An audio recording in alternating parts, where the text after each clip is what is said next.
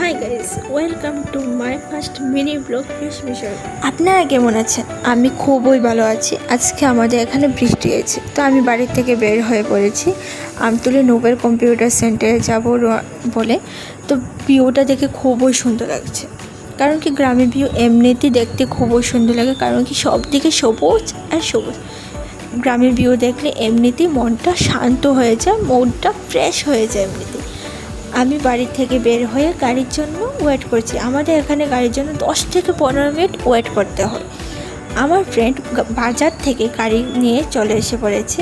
আমি এখন গাড়ি করে শেখিগুড় অটো স্ট্যান্ডের উদ্দেশ্যে রওনা হয়েছে। ঠান্ডা শীতল বাতাস অনুভব করতে করতে আমি শেখিগুড় অটো স্ট্যান্ডে চলে যাচ্ছি।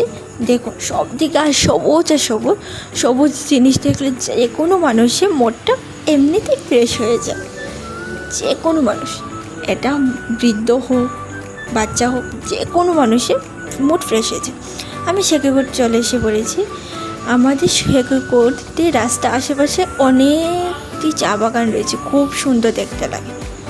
আমাদের অটো স্ট্যান্ডটা দেখতে খুব সুন্দর, আপনারা একবার এসে দেখবেন।